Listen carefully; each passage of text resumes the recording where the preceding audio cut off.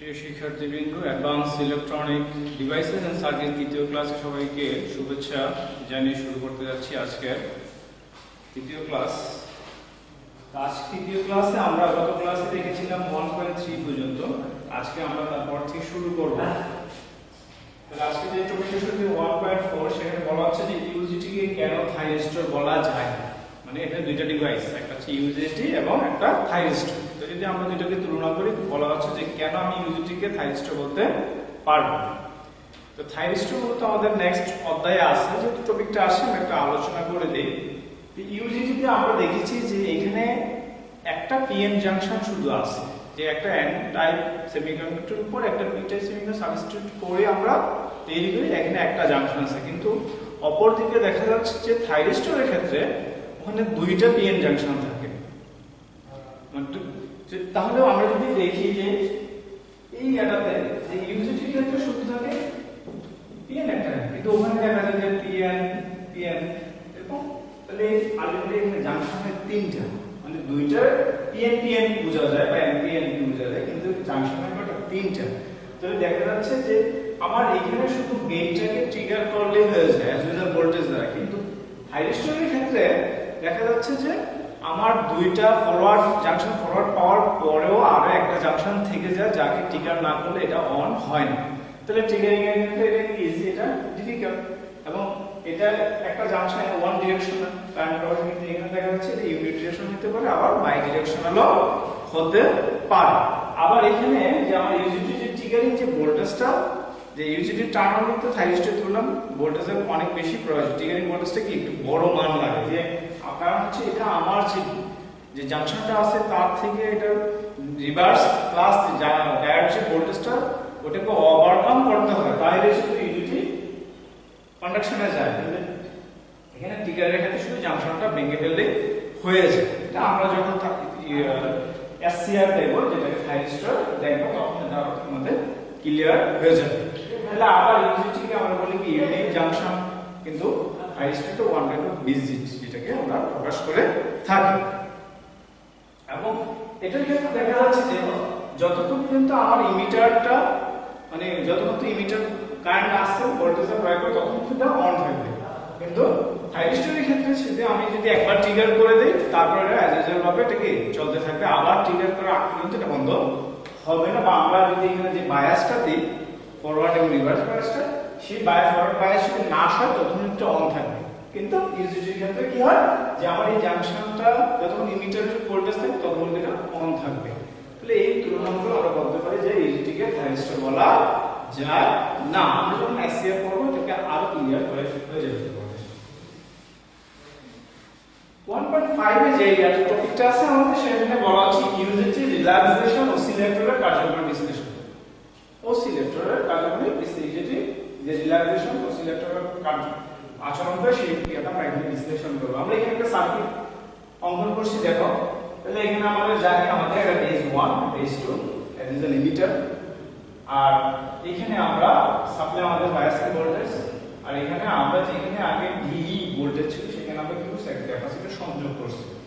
তাহলে শুরুতে তো আমার কি হবে না, যদি ইমিটারের মধ্যে কোনো কারেন্ট প্রবাহিত হচ্ছে না এবং এখানে কোনো ভোল্টেজ প্রয়োগ করতেছি না, তাহলে আমার এটা কি অফ থাকবে। যদি অফ থাকে তাহলে সার্কিটে কি হবে, এখানে মাইনাস আমার এই পথে এসে আস্তে আস্তে কি হবে, ক্যাপাসিটর এই পথে আমার কারেন্ট প্রবাহিত হবে।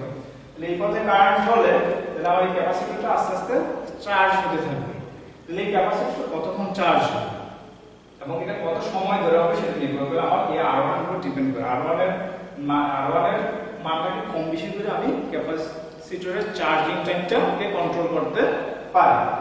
তাহলে দেখো যে যখন আমার এই শুরুতে আমার সিটা যেহেতু চার্জটা অফ এবং এটা চার্জ হইতে থাকবে এবং ডিসি এর মান, এখানে দেখো আমরা জানি যে এখানে আজকে একটা ডায়োডের ফেনোমেনন, আর এই অংশটাকে রিভার্স করে দেব। তাহলে এই যে V1 যেটা বলতেছি, BC এর মান যদি V1 এর উপরে হয় তখনই কি হবে, তখনই সেটা কি কন্ডাকশনে যাবে। এটাই বলতেছি আমরা যে যখন BC গ্রেটার দেন V1, যে BC এর মানটা তো চার্জ হচ্ছে, চার্জ হতে হতে আমরা যদি এখানে দেখাই যে 0 থেকে শুরু করে চার্জ হতে কি সর্বোচ্চ মানে হয় কার মান, এই BC মানটা কার সমান, B এর চেয়েও বেশি। আমি এই মানটা বলবো যে V1 এর চেয়েও বেশি হবে, তখন কি হবে, কন্ডাকশনে যাবে, কন্ডাকশনে গেলে আমার একটা ইমিটার কারেন্ট প্রবাহিত হবে, তাহলে এটাই বলতেছি আমরা অন কন্ডিশন। তাহলে এটা তো ক্যাপাসিটর চার্জ হয়ে যায়, এখন যেটা এই পথে কন্টিনিউ করতেছে, এই পথে সার্কিটটা কমপ্লিট হয়ে গেছে, এটা চার্জ হবে না, কি হবে, এটা ডিসচার্জ হবে। তাহলে এটা যখন ডিসচার্জ করতে হতে এক সময় কি হবে, ডিসচার্জে শূন্য হয়ে যাবে, এটাই বলা হচ্ছে যখন বিসি মানটা কত শূন্যর কাছাকাছি অল্প শূন্য হয়ে যাবে, তখন এটি অফ কন্ডিশন চলে যাবে।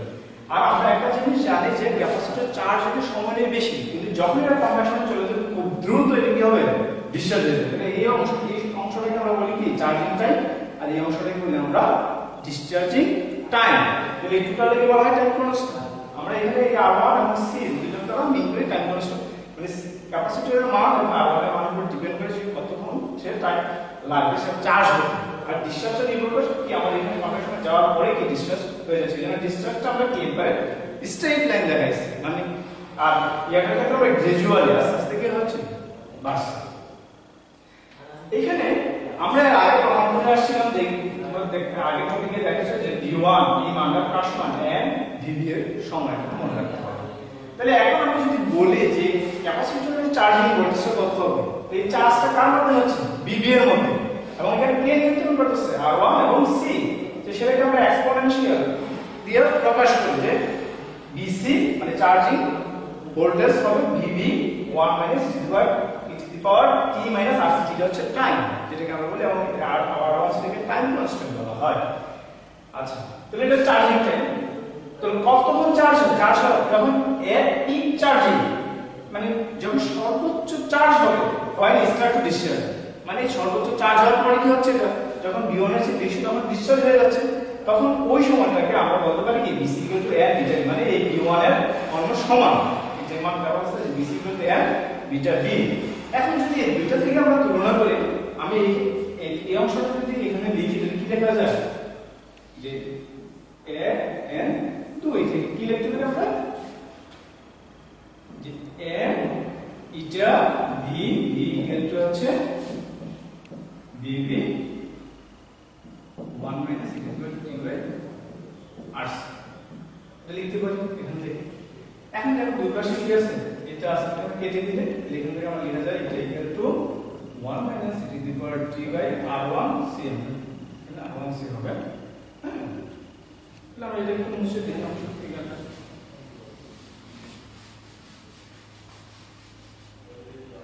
তাহলে এটা যদি আমরা এদিকে শিফট করি, এটা যদি এই পাশে নিয়ে আসি, লিখে দেই কি -t R1C equal to 1 - e t।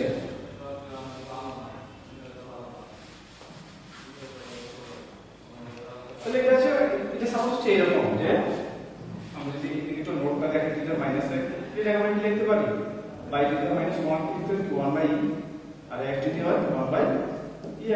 তাহলে আমরা এটা উল্টাই লিখি, এটা মাইনাস আছে, এটা আমরা লিখতে পারি 1 প্লাস হয়ে যাবে R1C এটা।